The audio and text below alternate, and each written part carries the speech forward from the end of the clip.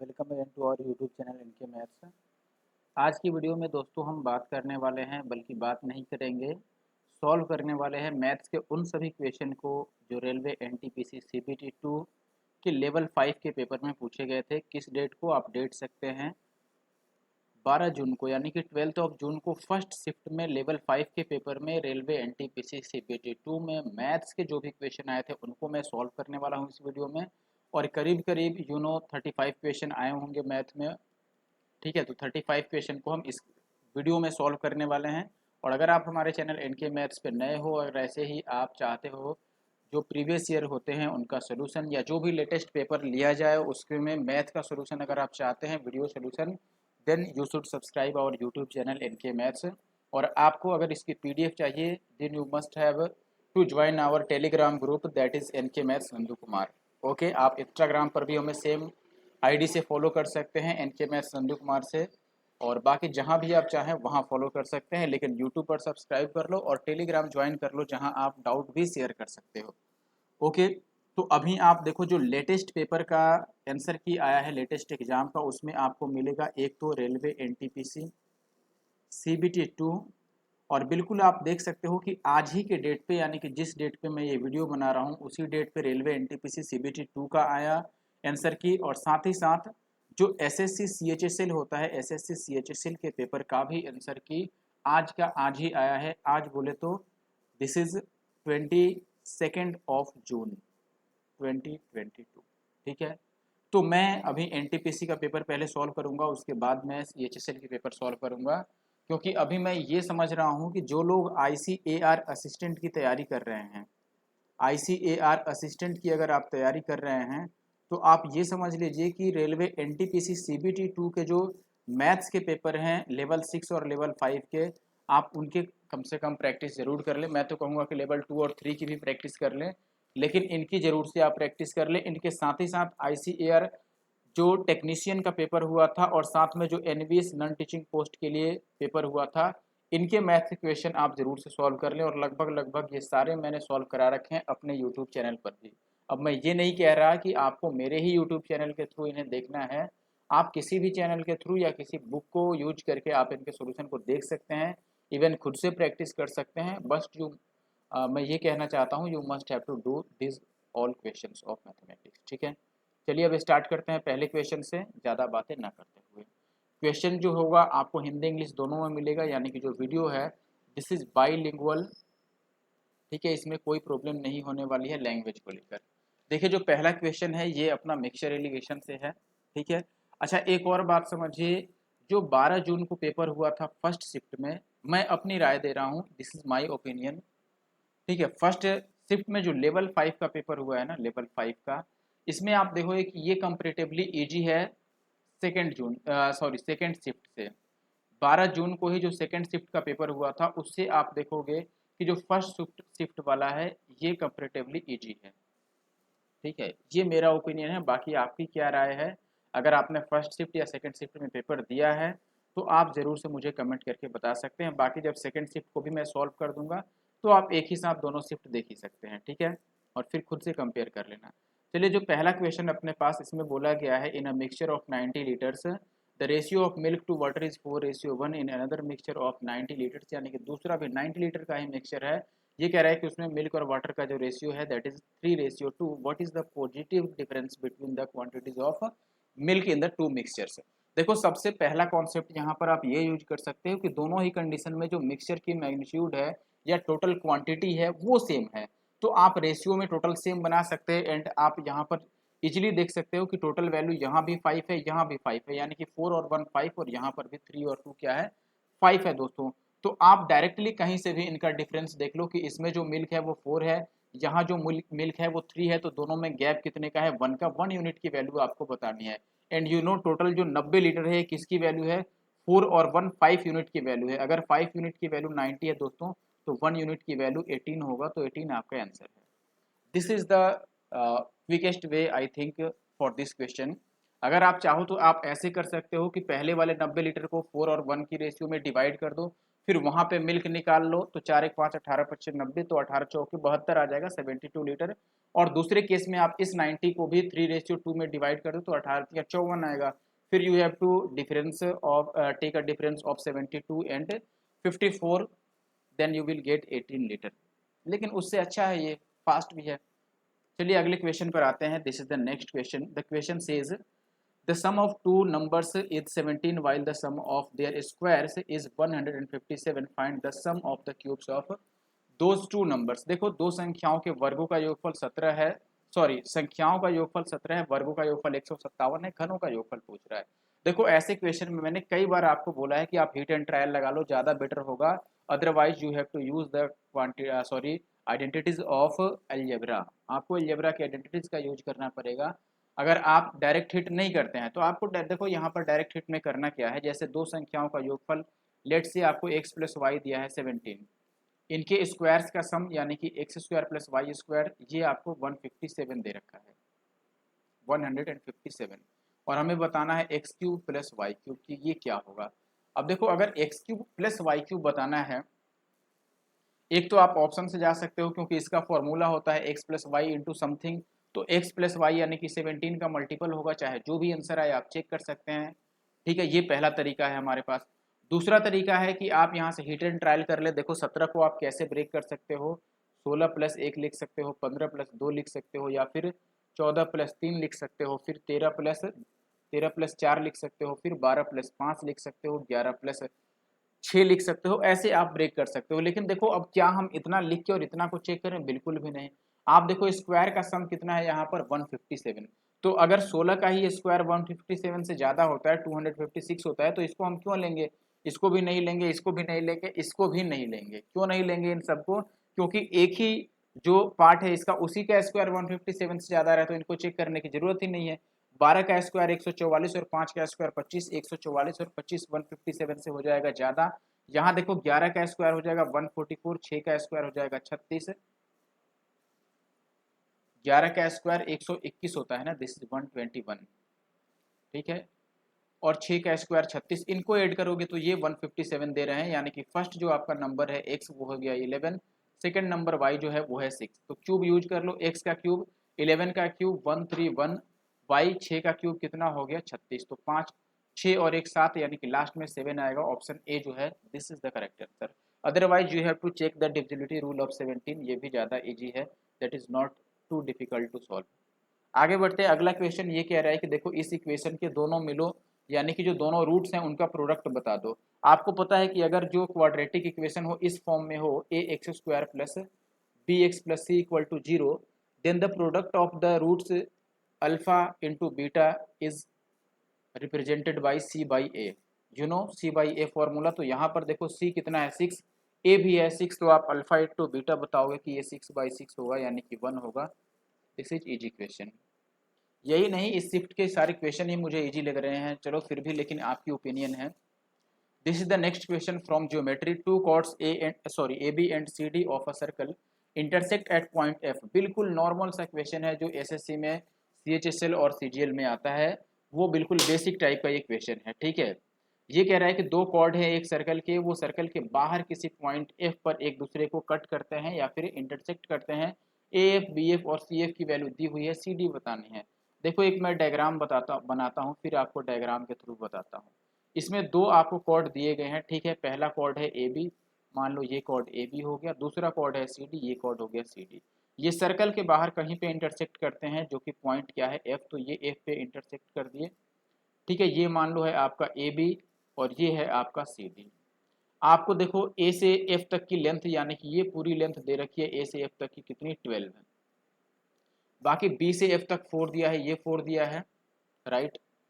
सी से एफ तक 16 दिया है, सी से एफ तक यानी कि ये पूरा कितना दिया है 16। और आपको ये कह रहा है सी डी बता दो, सी डी यानी कि ये मान लो सी डी को मैंने एक्स मान लिया। अच्छा एक और बात बताओ, अगर आपने सी डी को एक्स मान लिया तो हम डी एफ को क्या कह सकते हैं, दिस इज 16 माइनस एक्स, बिल्कुल कह सकते हैं ना। अब आपने ये फॉर्मूला पढ़ा होगा, ऐसे केस में क्या होगा, देखो एफ से बी तक मीन्स एफ बी और इंटू एफ से ए तक यानी कि F A, this is equal to होता है किसके बराबर भाई, एफ डी, एफ से डी तक और इंटू एफ से सी तक के बराबर। अब इसमें वैल्यू आप पुट कर लो जो भी कह रहा है। देखो एफ से बी तक कितनी है 4, ठीक है, और एफ से ए तक कितना था 12, एफ से डी तक कितना था आपका, एफ से डी तक था 16 और माइनस का एक्स, और एफ से सी तक पूरा पूरा ये 16 है। तो ये कट जाएगा, देखो 4 चौके 16 और 4 से कट जाएगा 4 तियां 12, तो एक्स की वैल्यू आ जाएगी 13, यानी कि option B will be the correct answer. आगे बढ़ते हैं। अगर आपको वीडियो जरा सा भी पसंद आ रहा है और कुछ भी आपको सीखने को मिल रहा है तो ज़रूर से आप वीडियो को लाइक कर दें, ये बार बार कहना ना पड़े, because this is fundamental rights of any YouTuber, जो आपको एक जो मतलब उचित अप्रोप्रिएट जो होता है आपको गाइडेंस दे, या फिर अप्रोप्रिएट आपको सॉल्यूशन दे, या आपके बेनिफिट के लिए कोई सा भी कंटेंट देता है, then you must have to like और सब्सक्राइब दैट चैनल और दैट पर्टिकुलर वीडियो। आगे बढ़ते हैं। देखो ये क्वेश्चन कह रहा है which of the following is completely divisible by 30। ठीक है, हमने हिंदी में लिखा है इसीलिए मैंने इंग्लिश में इसको आपको बता दिया क्या होता है। 30 से डिविजिबल बताना है। देखो 30 की डिविजिबिलिटी रूल क्या होगी, आप कई तरीके से सोच सकते हो। 30 में से 10 को अलग कर दो, 3 को अलग कर दो, जो 3 से भी डिवाइड हो जाए, 10 से भी डिवाइड हो जाए। देखो सबके लास्ट में 0 आ रहा है, means all of the given options are divisible by 10, सारे के सारे 10 से डिवाइड हो रहे हैं। अब 3 की डिविजिबिलिटी रूल आपको पता है, sum of the digits is divisible by 3 होना चाहिए, यानी कि संख्या के अंकों का योगफल 3 से कटना चाहिए। आप यहाँ चेक कर लो, देखो 3 कट रहा है, 6 कट रहा है, 5 4 9 ये कट गया, यानी कि यही आंसर है। अब जब यही कट गया तो फिर कोई और तरीका नहीं है कि इसको छोड़ के कोई और ऑप्शन इसमें से सही हो जाए। देयर इज नो पॉसिबिलिटी, 0% भी चांस नहीं है कि कोई और आंसर हो जाए। ठीक है, आगे बढ़ते हैं। This is the next question. ये इंग्लिश में लिखा है, मैं आपको हिंदी में बता देता हूँ, इंग्लिश वाले तो पढ़ ही लेंगे। और बताना क्या है, देखो इसमें बस इतनी सी बात कह रही है, which of the following options is the closest appropriate value which will come in place of question mark. ये कह रहा है कि क्वेश्चन मार्क के जगह पर इनमें से क्या आंसर आ सकता है, इसको सॉल्व करके लगभग में आपको आंसर बताना है, नियरेस्ट आंसर बताना है, सबसे क्लोज यानी कि सबसे निकटतम आंसर बताना है। इस ऑप्शन में से सबसे निकटतम कौन सा आंसर हो सकता है, इनको सॉल्व करके। ठीक है, आप एक तरह से समझ लो कि इसके आंसर आपको लगभग में लाना है, किसके करीब होगा। ठीक है, अच्छा मान लो ये लगभग किसके बराबर है, तो आप बोलोगे this is approximately equal to 68। ठीक है, 0.9 है तो 8 कर दिया, और ये लगभग 5 है, माइनस ये 0.8 है तो मैं 1 मान सकता हूँ, एंड डिवाइड को हम मान सकते हैं अपॉन, और ये लगभग लगभग 32 है। अब बताओ 68 और 5 73, और माइनस का ये 1/32। अब बताओ 1/32 की वैल्यू क्या होगी, this is very less than 1, ये 1 से बहुत ही ज़्यादा छोटा आएगा ये जो वैल्यू आएगा। ठीक है, क्योंकि ये तो 1 तब होता ना, दिस इज 1, ये 1 कब आता, जब ये 32/32 होता। बट आप देख रहे हैं कि ये जो वैल्यू है जिसको आप अंश बोलते हैं, numerator, this is too much less than 32, बहुत ज़्यादा छोटा है। तो ये वैल्यू 1 से बहुत कम आएगी, और अगर ये 1 से बहुत कम है, मान लो आप 1 भी ले लो, तो मान लो 73 में से 1 माइनस करोगे 72 आएगा, और 72 सबसे ज़्यादा किसके करीब है, 73 के। As simple as that. आगे बढ़ते हैं। This is the next question from statistics. Question ये कह रहा है कि इन द गिवन डेटा आपको क्या करना है भाई, डिफरेंस बताना है between the median and the mode, बहुलक और माध्यिका के बीच आपको बताना है अंतर, राइट। देखो बहुलक क्या होता है, जो सबसे अधिक बार आया, जिसकी फ्रीक्वेंसी मैक्सिमम होती है, दैट इज कॉल्ड मोड, यानी कि बहुलक जो सबसे ज्यादा बार आया है। तो बताओ यहाँ पर बहुलक यानी कि मोड क्या होगा, तो आप बोलोगे सबसे ज्यादा बार क्या आया है, देखो 2.1 तो दोबारा आया ही नहीं, 5 भी दोबारा नहीं आया, 6 इज नॉट कम अगेन। तो आप देखो जो डबल या डबल से ज्यादा आया है, आई थिंक 31 आंसर होगा इसका बहुलक के लिए।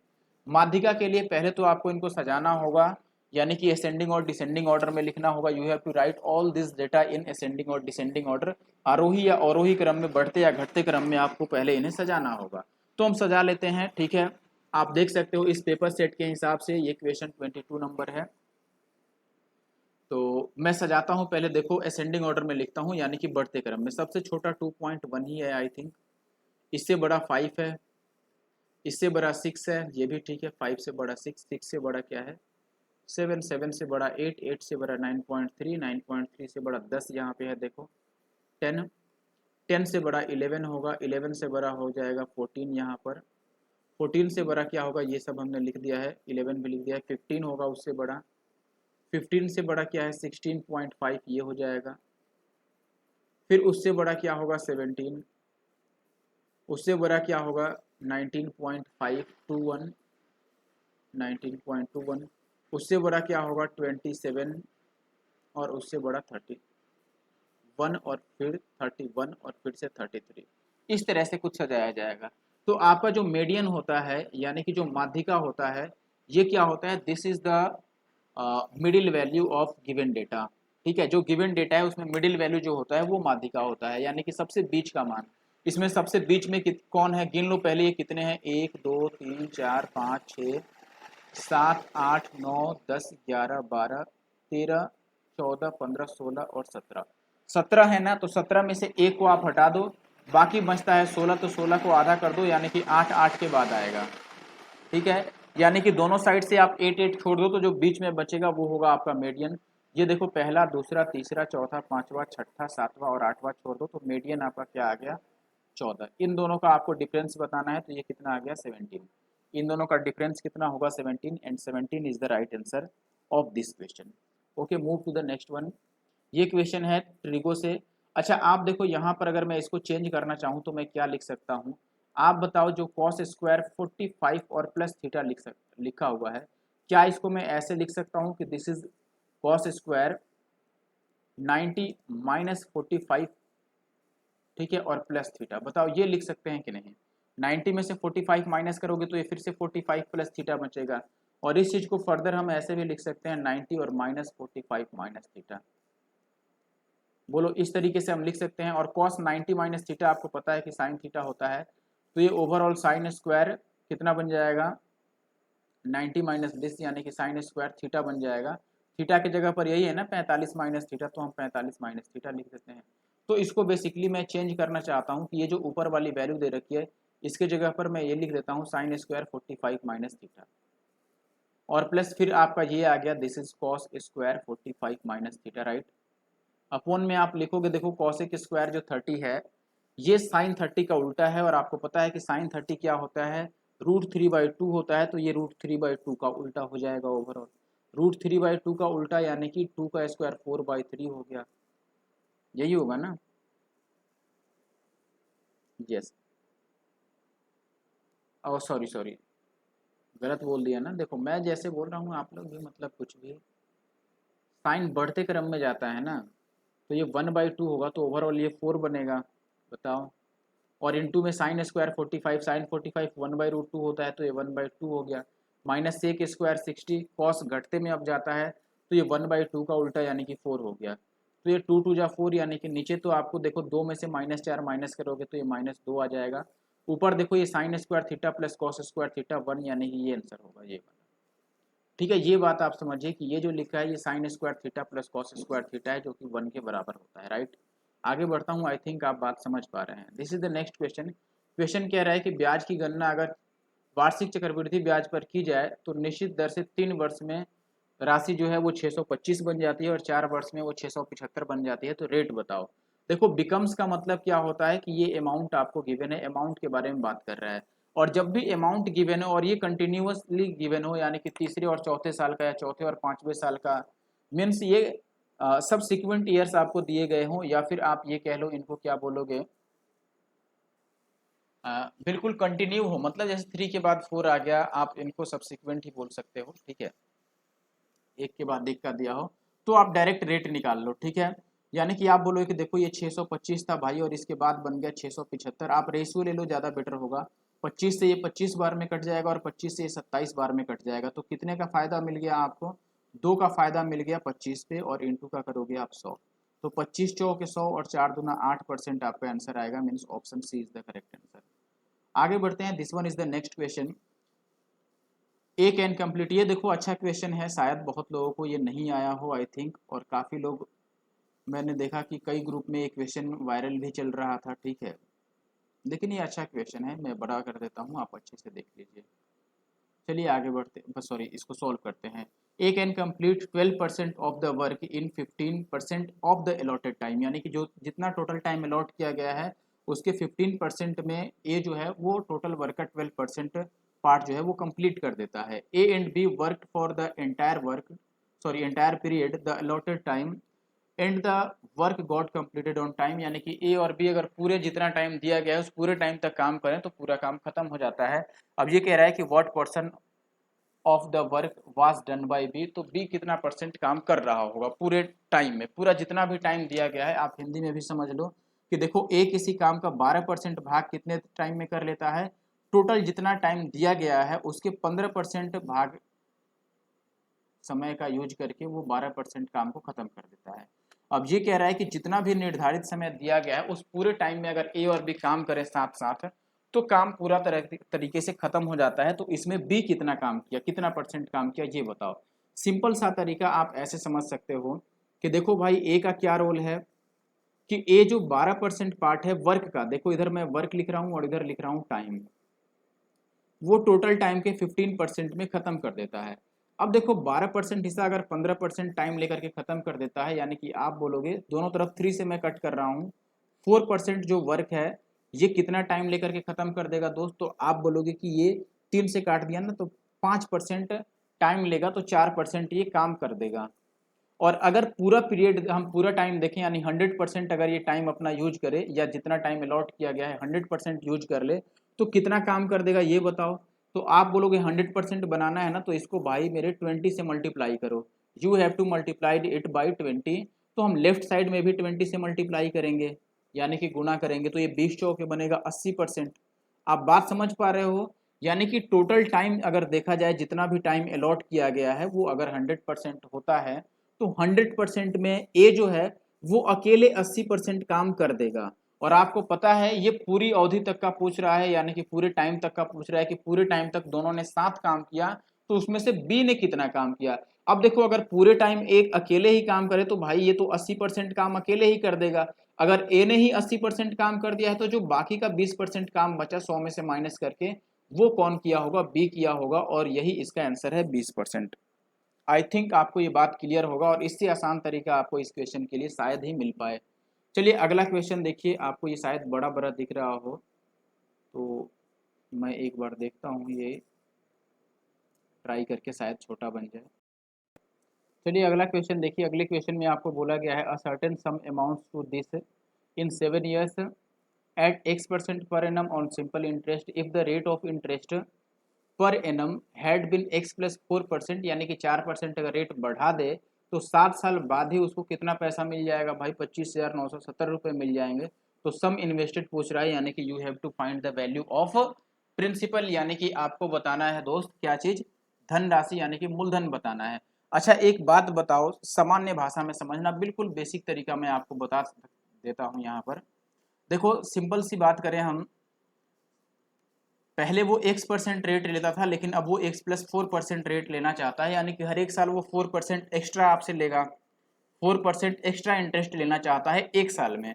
और अगर वो हर एक साल में 4% एक्स्ट्रा चाहता है तो आफ्टर 7 ईयर्स आपको कितना एक्स्ट्रा पे करना पड़ेगा, एक साल में अगर 4% एक्स्ट्रा हो रहा है तो after 7 years you have to pay 28% extra money of the principal. ठीक है, यानी कि देखो एक साल में 4% बढ़ा तो 7 साल में 7 चौके 28% बढ़ जाएगा।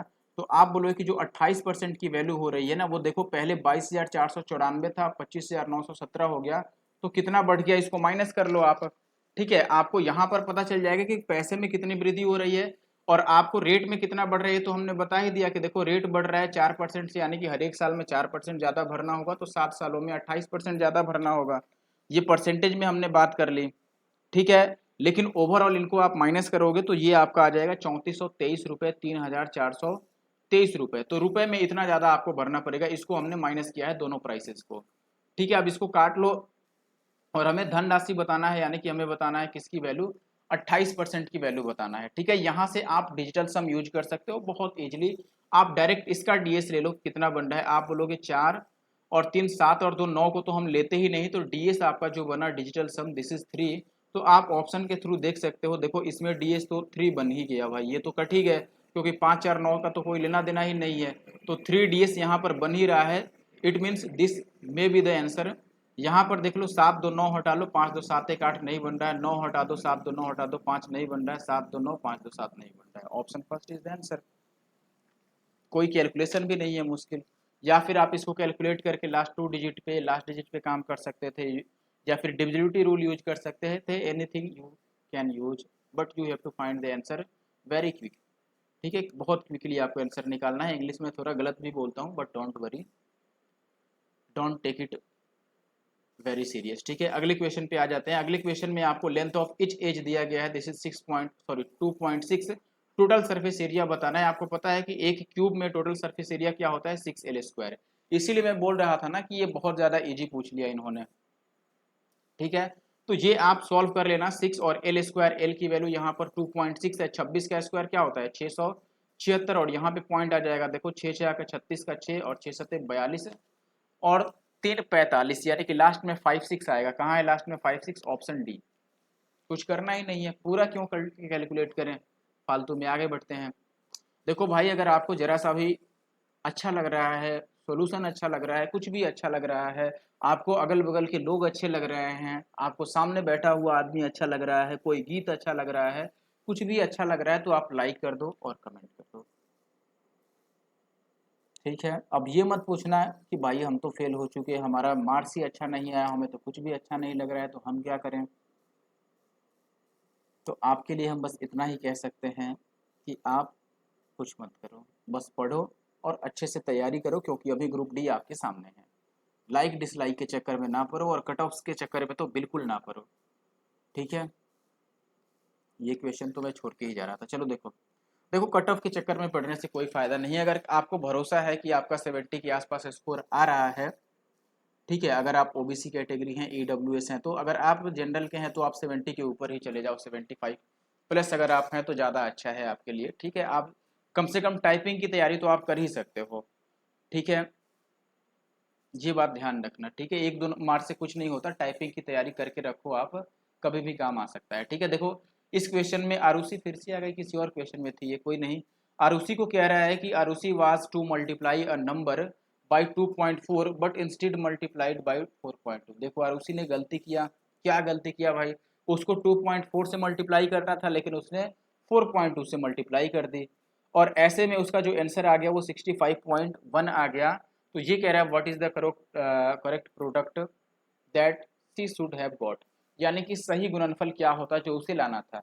अच्छा आप बताओ, मैं ये मान लूं भाई कि जो नंबर था किसी संख्या को उसको मल्टीप्लाई करना था, अगर मैं मान लूं कि वो नंबर x था, तो देखो मल्टीप्लाई किससे करना था, x को 2.4 से, यानी उसे आंसर लाना था x इंटू 2.4, लेकिन वो इसके बदले में आंसर कितना ला दी भाई, आंसर ला दी 65.1, लेकिन कैसे आंसर ला दी, वो 4.2 से मल्टीप्लाई करके ला दी, यानी कि उसे ये काम करना था, लेकिन उसने क्या कर दिया, x को 4.2 से मल्टीप्लाई कर दिया और आंसर ला दी 65.1, यही तो कह रहा है।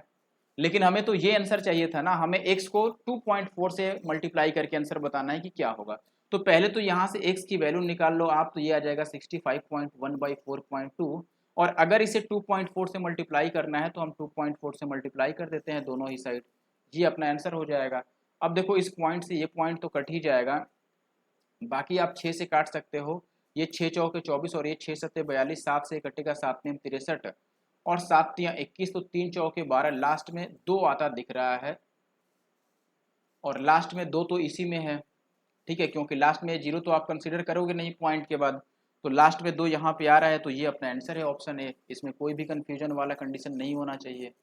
अगला क्वेश्चन देखो, मैं इंग्लिश में बता देता हूँ आप लोगों को। ये कह रहा है कि इस सभी में जो लार्जेस्ट नंबर है, largest number of this given numbers, ठीक है, इनमें से सबसे जो बड़ा है और इनमें जो सबसे छोटा है स्मॉलेस्ट नंबर, इन दोनों का आपको प्रोडक्ट बताना है, प्रोडक्ट ऑफ द लार्जेस्ट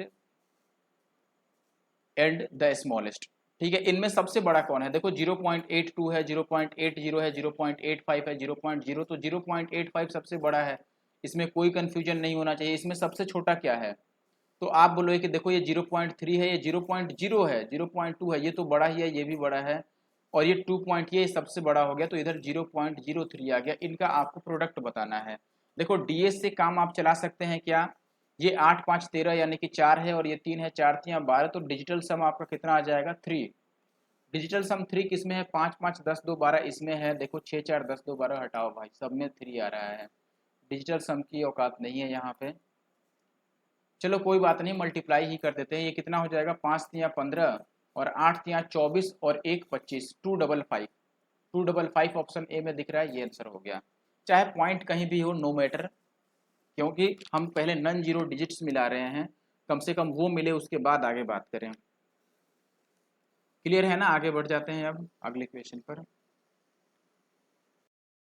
चलिए ये है अगला क्वेश्चन आपके पास सिंप्लीफिकेशन का। ये कह रहा है कि 22.5 का 32% -3/2 ऑफ दिस वाई की वैल्यू बताना है।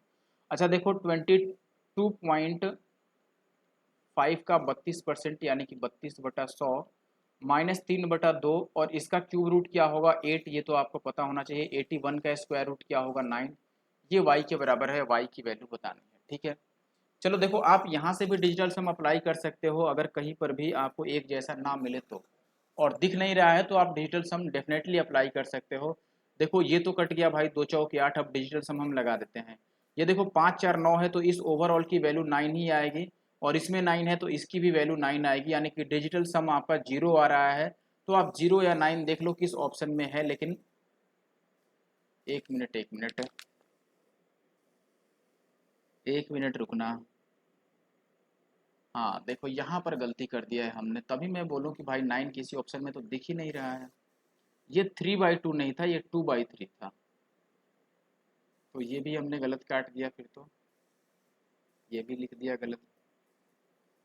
चलो देखो दिस इज 2/3, तो 3 से कट जाएगा, 3 3 9, तो ये 3 दूना 6 8 72, 6 8 कितना होता है 48 ना, 8 या 24 दूना 48, 8 4 12, 12 का मतलब हो गया 3, और माइनस इसका डीएस तो 9 ही आ रहा था, तो डीएस आपको कितना चाहिए 6।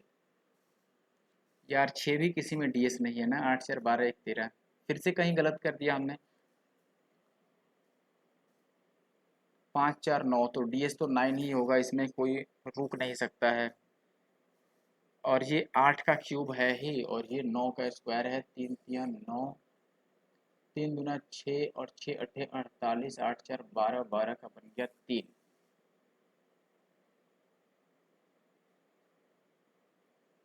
यार क्या करवाना चाहता है, चलो कोई बात नहीं, मैं सॉल्व कर देता हूँ फिर कभी, क्योंकि अभी मैं खुद बहुत जल्दी में हूँ, उतना टाइम है नहीं।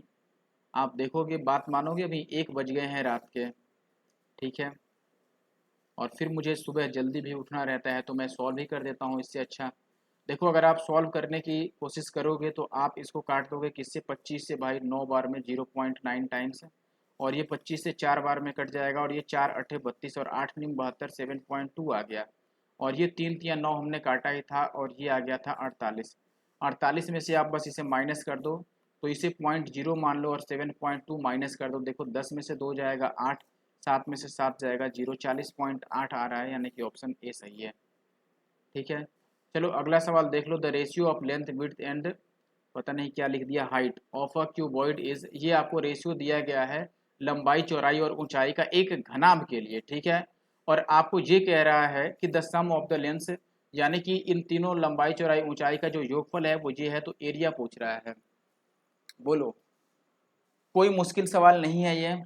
ठीक है, आप इजीली एरिया का फॉर्मूला लगा सकते हो। एरिया का फॉर्मूला अगर आप लगाना चाहते हो तो आप ये बोलोगे कि देखो भाई, एरिया जो होता है ये 2 × LB और प्लस BH और प्लस क्या होता है भाई मेरे HL, यही होता है। तो आप बोलोगे 2 और LB। देखो आप पहले तो चाहो तो डिवाइड कर लो इस रेशियो में इनको, ठीक है, या फिर लास्ट में मल्टीप्लायर से मल्टीप्लाई कर दो, जैसी आपकी इच्छा। आप लास्ट में भी मल्टीप्लाई कर सकते हो। देखो अगर आप लास्ट में मल्टीप्लाई करना चाहते हो कोई दिक्कत नहीं आएगा। ठीक है, फिर भी मैं आपकी तसल्ली के लिए निकाल देता हूँ कि देखो भाई, जो टोटल वैल्यू था योगफल वो 144 था, और इनका जो रेशियो था वो था 4 3 और 5, यानी कि 4 5 3 8 4 12 था। 12 की वैल्यू अगर इतनी है, यानी कि ये 12 गुना है, तो ये हर एक 12 गुना हो जाएगा। ये 48 होगा, ये 12 3 36 होगा, और ये 12 25 60 हो जाएगा। तो आप यहाँ पर लिखोगे कि ये 48 गुना में 36 हो गया, प्लस 36 गुना में 60 हो गया, और प्लस ये 60 और गुना में क्या हो गया भाई मेरे 48। अब यहाँ पर बेहतर होगा कि आप डिजिटल सम लगा लो, लेकिन देखो आप मुश्किल में फंस सकते हो, क्योंकि इसका और इसका जो डीएस है वो सेम है। आप पहले ही देख लो कि दोनों में डिजिट्स जो है वो क्या है दोस्त, सेम है। तो आप एक बार रिस्क ले सकते हो कि अगर आंसर वो ना हो तो क्या करें। 6 2 8 1 9, 9 ही बन रहा है, वाह। 8 4 12 और 6 18, देखो इसका भी 9 बन रहा है भाई मेरे, सबका 9 बन रहा है। डिजिटल सम से कुछ बात नहीं बनने वाली है। ठीक है, हम कुछ और काम कर लेते हैं। अच्छा देखो आप पहले तो एक बार हम चेक करते हैं, ये 2 है ना, और सब में 2 कॉमन है। देखो सब में 2 कॉमन है, यहाँ भी 2 कॉमन है, यानी कि ओवरऑल 4 कॉमन हो जाएगा। ठीक है, क्या लगता है 4 कॉमन हो जाएगा ओवरऑल? दो सब में तो है ही मुझे लगता है। घनाभ का पूर्ण पृष्ठीय क्षेत्रफल यही होता है ना। तो चलो कोई बात नहीं, पूरा सॉल्व करके चेक कर लेते हैं, हटाओ, इतना फालतू में दिमाग कौन लगाए। सही हमने किया है ना, एक बार फिर से मुझे ट्राई कर लेना दो, क्योंकि ये प्रोडक्ट देख के लग रहा है कि बहुत ज़्यादा आ जाएगा, किसी भी ऑप्शन के बराबर नहीं आ पाएगा ये। लंबाई चौड़ाई ऊंचाई का अनुपात इतना है और सभी किनारे की लंबाइयों का योगफल इतना है। हाँ,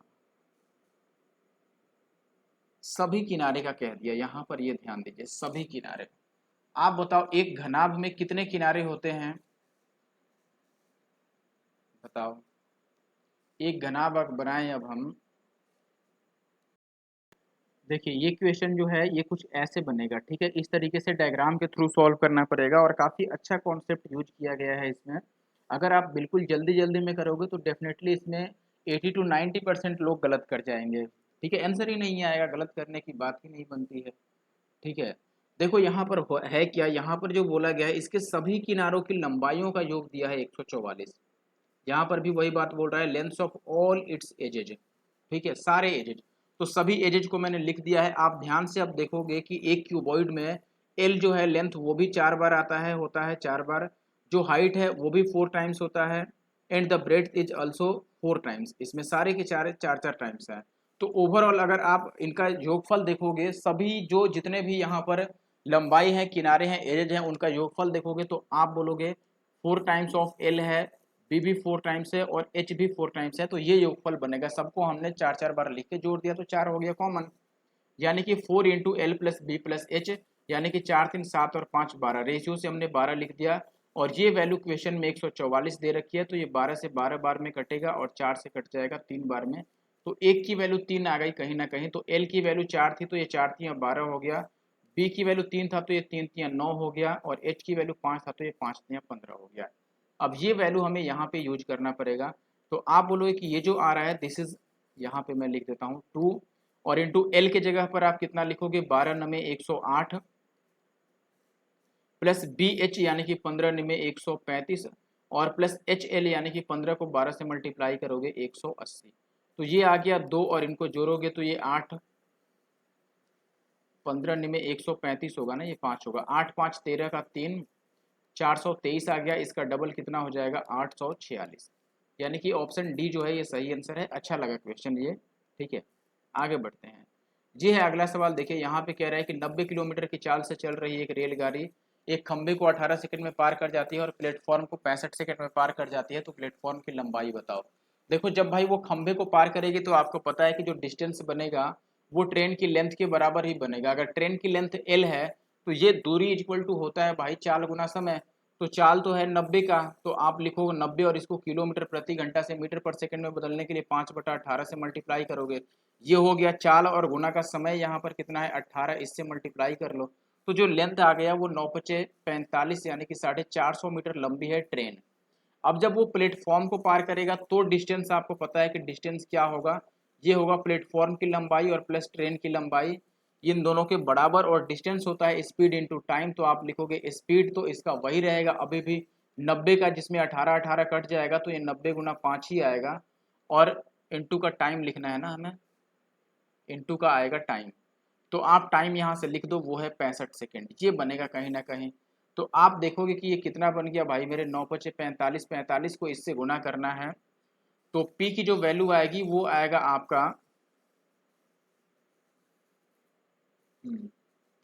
देखो इसको ऐसे मैं मल्टीप्लाई कर देता हूँ, मेरे लिए ज़्यादा इजी वही रहेगा, ठीक है।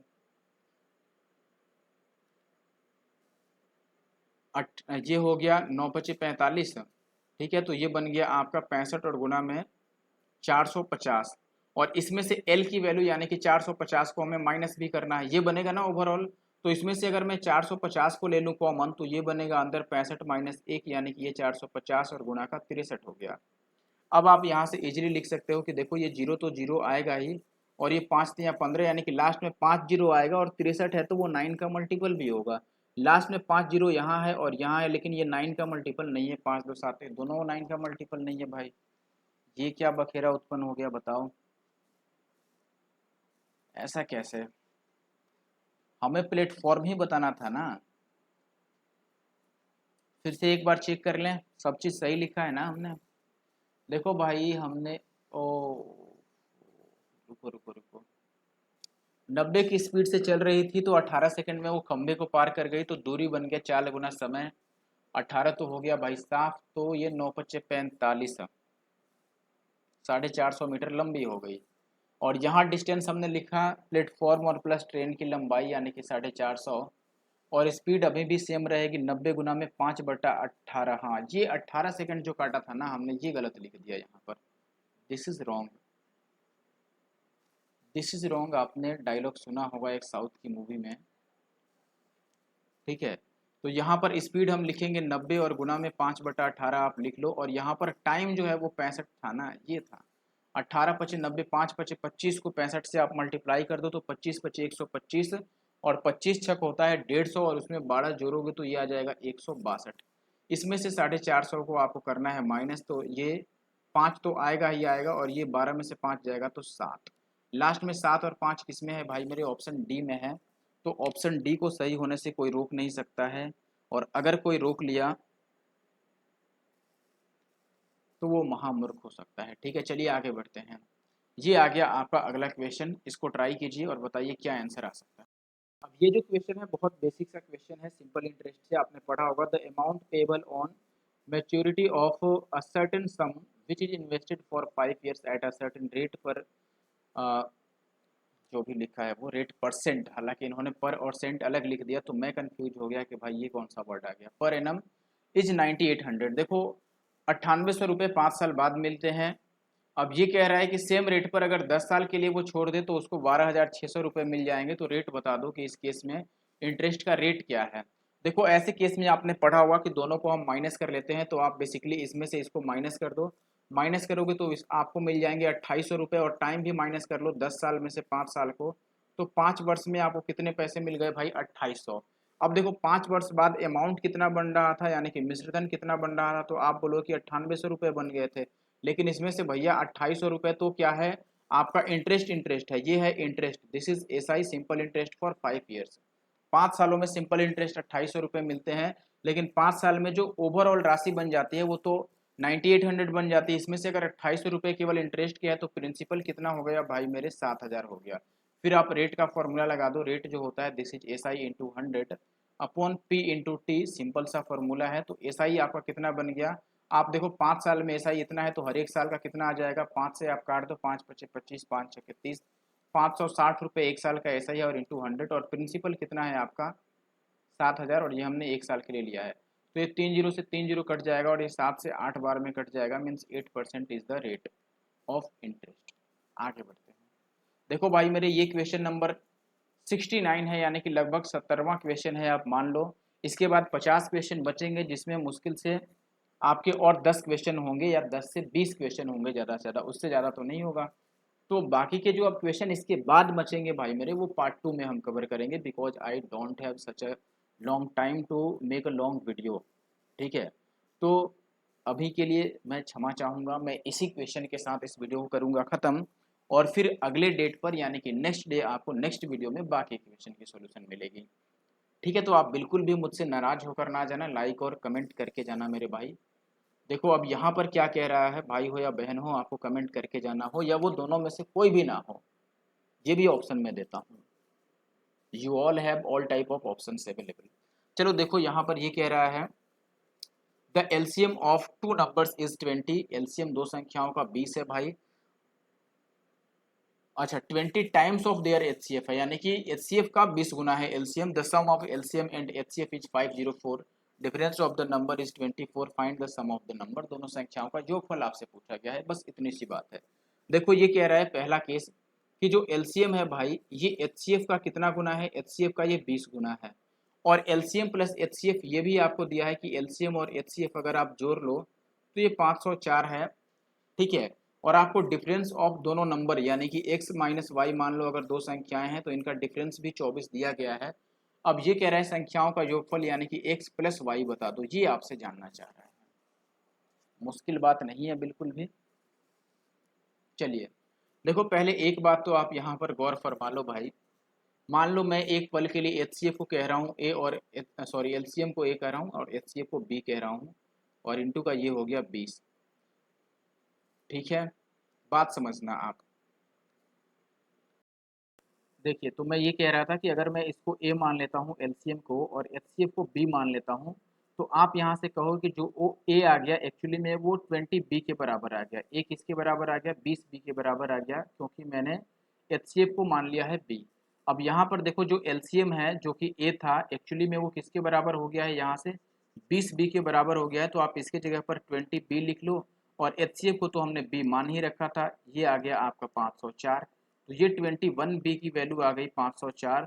दोनों तरफ आप 7 से काट लो तो ये 7 सत्ते 49 और 7 दूना 14, और फिर एक बार 3 से काट दो तो ये हो जाएगा 24 या 72।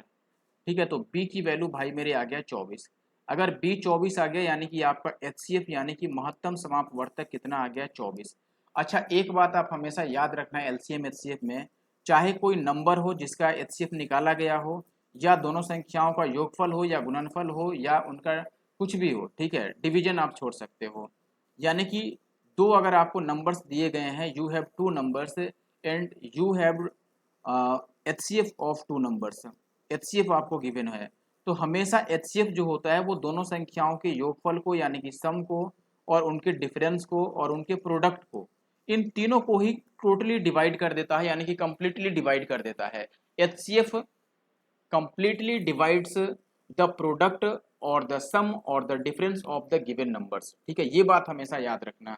इवन अलग अलग दोनों नंबर को भी वो डिवाइड करता है। एचसीएफ जो होता है अगर आपको दो संख्याएं दी हुई हैं तो दोनों संख्याओं को वो अलग अलग भी डिवाइड कर देगा, यानी कि पूरी तरह से विभाजित कर देगा, या फिर उनके योगफल को विभाजित कर देगा।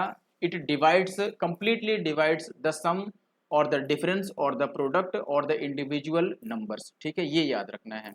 तो यहाँ पर हमसे सम पूछा गया है, योगफल पूछा गया है, we have to find the sum of the given numbers. तो हम डायरेक्टली चेक कर सकते हैं कि वही ऑप्शन जो है वो पॉसिबल हो सकता है जो 24 से पूरी तरह से डिवाइड हो जाए।